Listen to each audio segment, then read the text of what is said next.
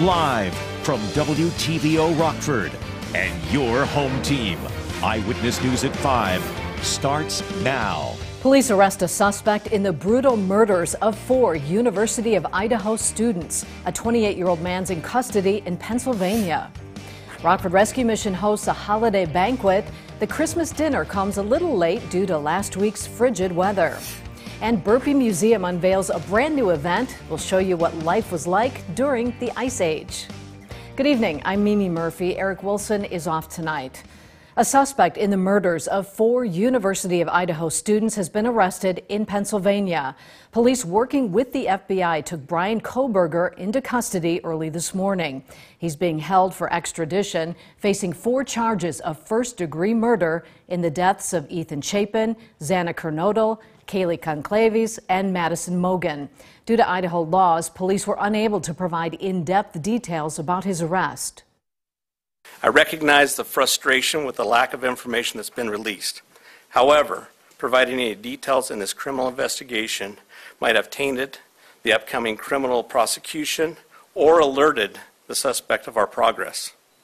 We will continue to provide as much information as we can as the process moves forward. The investigation is still ongoing, and authorities urge the public to call in any information about Kohberger to the investigation's tip line. We have that number in this story on our website, mystateline.com. Lawmakers are moving quickly on a bill to ban assault weapons in Illinois. They could vote on it in the next couple of weeks. Gun control advocates have long called for assault weapons bans at both the state and federal levels. But now that a proposal is on the books, one of the more prominent experts on gun control is worried the state's taking the wrong approach. Director of Policy at the Children and Family Institute, Stephanie Coleman, consults on gun control measures at the Capitol. Since the state's taking the criminalization route, she sees this proposal as a penalty enhancement, something Democrats have long fought against. I think there are a lot of tools that the state could use to stop the manufacture, stop the sale, stop people from profiting from these weapons and accessories, which are very dangerous, without creating new harms for families and communities by going with a criminalization route rather than other tools it has available. Even if lawmakers pass this bill in the next few weeks, it will likely be a long time before we see it go into effect. The saying goes, better late than never, and that was the case for a local Christmas celebration. It was a week late, but Rockford Rescue Mission hosted its annual banquet. Our Jess Lipson was there, and Jess, this seems like it was a joyous celebration for everybody involved. Mimi, volunteers said they were glad to help out, giving a warm meal and a chance to celebrate Christmas the way it's supposed to be celebrated. Rockford Rescue Mission held its 58th Christmas banquet Friday afternoon. A week delay didn't stop people from coming out. Almost 300 meals were served, thanks in large part to volunteers and donors. Besides a warm meal, winter necessities were also handed out. Administrators say it's important to have an event like this during the holidays. People who have probably had a hard time celebrating the holidays, right? When you're homeless or living in addiction or just, living with other destructive lifestyles, you probably don't pay attention to those holidays, or the holidays can be a really triggering time. So it's just a blessing to be able to have this productive, happy, healthy environment for people to celebrate the holidays in. Coming up tonight at 9 and 10, we'll hear from some of those benefiting and volunteers. Mimi? All right, thanks, Jess.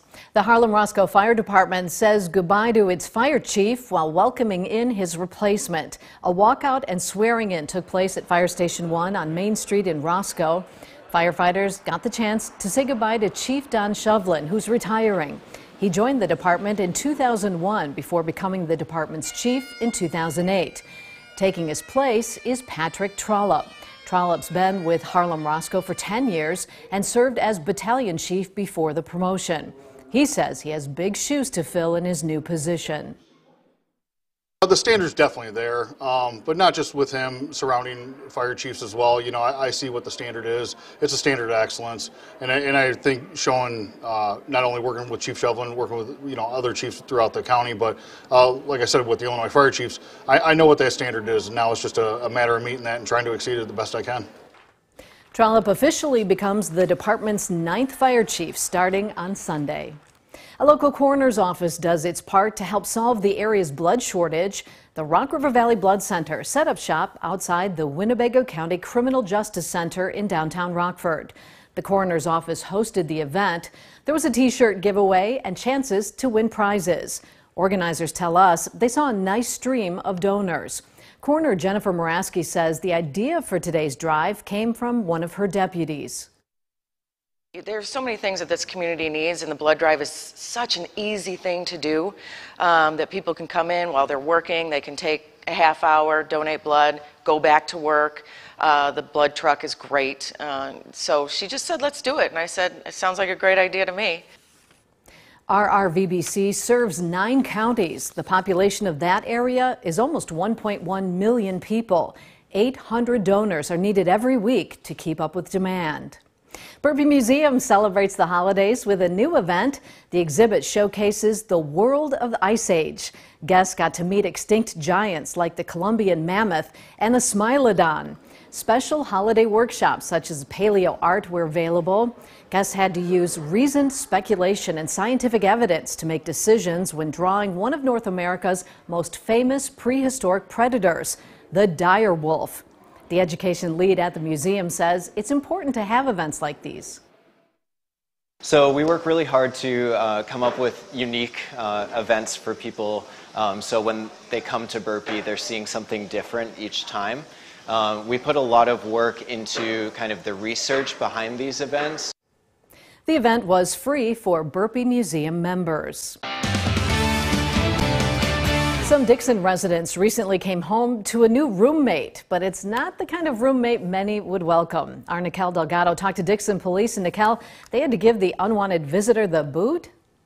That's right, Mimi. The unwanted roommate was a deer. Officers say that they couldn't believe this call was real.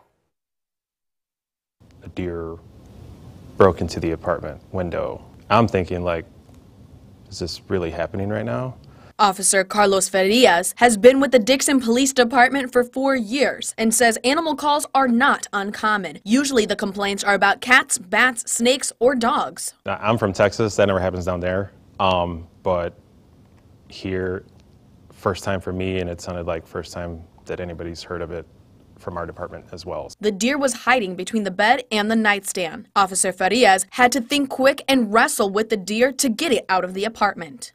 The deer was destroying the person's apartment, bedroom, and I felt like I had to get it out of there, you know, do the right thing, get it out of there before it finished destroying everything else. Most animals, they always have a collar, and that's how you control them, right? So I figured if I grabbed it from the neck, I could somewhat control it, but when I started kicking, that's when I just picked it up from its neck. Once the animal was contained, they released it back outside. When you're in a bind and need help, call us and we'll try to help you out. That's how they felt. They needed help. They didn't know what to do, so they called us. Dixon Police says the deer could have been looking for food, but encourages all residents to call if a deer or any other animal breaks in your home. Mimi? Now, your first warned weather forecast from meteorologist Jordan Wolf. Well, for the most of the month of December, we saw temperatures that were either at or above normal, especially all the way up to about the 15th. But as we trended into the second half of December, we had quite a stretch of seeing below normal temperatures. We've completely flipped that script over the last few days, rising temperatures all the way up into the 40s, 50s, and even 60s for the last few days. That warmer air worked its way in, and even today, officially our high temperature will go down as being in the 50s, despite this being shortly after midnight. That cooler air that's working its way in, though, because that cold front came in overnight, that's where we're seeing all that warmer air a little bit further off to the south and southeast. In addition, that cold front is, though, keeping us on the drier side, because that's what's defining that line in between showers and dry air that we are experiencing here across the state line. Most of us are going to remain dry the rest of the evening tonight, but we do have some chances for some wintry mix starting as we get into the day tomorrow. A very nice sunset out there. Our SkyTrack camera brought to us by Bryden Motors overlooking Beloit, Wisconsin. Very nice, but we did see some of that sunshine that worked its way in, even though temperatures were a little bit on the cooler side. We still see those temperatures on the cooler side now, down in the 30s, 32 in Rockford and in Freeport and Janesville, 28 in Monroe, and 25 out in Galena, with some wind chills making it feel a little bit on the cooler side. And our temperatures are significantly cooler than where we were just 24 hours ago, with many spots around 20 to even 25 degrees cooler after the cold front that we had late last night. Temperatures tonight don't fall very far. We're only down to 27 with mostly cloudy skies. Fairly mild considering where we would expect to see low temperatures in the teens at this time of year. We're going to continue to see some of that moisture building in, and that'll lead to some development of some patchier fog into the overnight hours and into early tomorrow. Temperatures tomorrow work their way back up to around 40, but we see the chance for some wintry mix, especially working in as we get into the afternoon and evening hours. We can take a look at that here with Futurecast. We see increasing clouds tonight. Temperatures not falling very far, but then that chance for some wintry mix, especially as we get into the afternoon and evening hours during the day tomorrow. Continuing into the overnight is where we could see some of those lighter rain showers remaining in place. We have to make sure that we're watching out for some slick spots, especially if temperatures drop close to that freezing mark. New Year's Day is looking a lot on the cooler side, but still above normal compared to the last few days. 40 degrees for New Year's Eve, that's tomorrow. And then 34 degrees as we're bringing in the new year. The chance for some wintry mix, though, lasting into the overnight hours. And then New Year's Day, we're at 43 degrees, but we do remain dry. Our next chance for rain comes in early next week with this system that's going to be working in Monday and into Tuesday. On the back end of that system, we could see once again some wintry mix developing, but we'll have to keep an eye on that, especially once we get into the cooler temperatures toward the back half of the week. We're still in the 40s for the next few days, 43 degrees for that New Year's Day, but remaining dry. Chances for rain showers working in as we get into the middle of the week. Temperatures in the 50s for Tuesday, but that cold front brings us right back down into the 50s toward the end of next week. Now sports with Sports Director Scott Lever. What better way for the Ice Hogs to finish out 2022 than with back-to-back games against their biggest rivals, the Chicago Wolves. The first game will be played tonight in Rosemont, the second tomorrow afternoon at 4 o'clock at the BMO. And the Ice Hogs are currently in third place in the Central Division. They're coming off a 4-1 win Wednesday night over Grand Rapids. The Wolves are the reigning Calder Cup champs, but they're only in fourth place right now in the Central Division. And the Bears could be thin at receiver again Sunday. Both Dante Pettis and Chase Claypool were limited again today in practice. They are questionable for the game. Packers will get their second look at the Vikings Sunday afternoon in another must-win game. The last time these teams met was in Week 1. The Vikings won that game 23-7. They know the Packers will be digging deep to get this game and stay in the playoff hunt. You're just always having respect for their team, their players, and I think that, they've showed the last several weeks now what they're capable of. A Yankees slugger, Aaron Judge, has been named the Associated Press's Male Athlete of the Year. Not a surprise, considering Judge set an American League record this past season by banging out 62 home runs. He edged out Shohei Ohtani and Steph Curry for the award. Holiday Hoops tournaments are wrapping up today, and this is Rockford Lutheran of Bloomington State Farm Classic against Bloomington Central Catholic. This was the third place game. Blake Brogy there hitting the 3-ball. Walt Hill Jr. then put up 42 points yesterday for the Satyrs. Goes coast to coast there. He finished with 19 in this one. Hill comes right back with a steal and another hoop. Later, it's Vontez Dent with the spin move for 2 of his 17 points, but the Satyrs lost in overtime to Bloomington Central Catholic 59-57, so they finish in fourth place. We'll get back to Jordan in just a moment with a final look at weather, but our sister station network News Nation has you covered all evening with continuing coverage of the breaking news out of Idaho. An arrest was made in connection with the gruesome quadruple murders of 4 University of Idaho students. What we know about the suspect and the chilling question he asked authorities after his arrest. News Nation is on the ground in Idaho as well as in Pennsylvania where the arrest was made. You can watch continuing coverage on News Nation with special editions of Cuomo and Banfield tonight. You can find News Nation on the local channels you see there on your screen or by going to newsnation.com. Jordan's back now with another look at our weather. What a difference between yesterday and today, and then last week and yesterday. Just from last week to yesterday was a big enough change. And then we had kind of the opposite all the way from yesterday to today. We were actually just last week, we still saw temperatures that were close to 0 in some spots. We actually, last Friday was the day that we did not make it out of single digits. We stayed below 0 the entire day. We remember. And then just today, we started out the day in the 50s. That's officially our high temperature today is going to go down as being 54 degrees because that was shortly after midnight.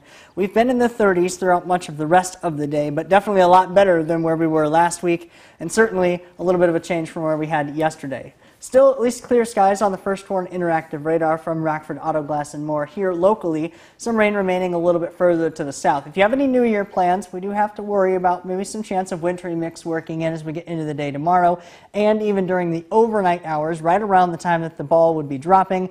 And we do drop those out of the area as we get into the day on Sunday. However, temperatures warming back around the 30s. We're going to stick with the warmer weather for quite a bit longer. Our Climate Prediction Center outlook is still favoring above normal temperatures even beyond this week and into the middle of January. Our 7-day forecast also sticking above normal temperatures in the 40s for the next few days. Chances for heavier rain showers come in early next week. A little bit cooler, though, as we end next week. All right, thanks, Jordan. And thanks for watching. Have a good evening.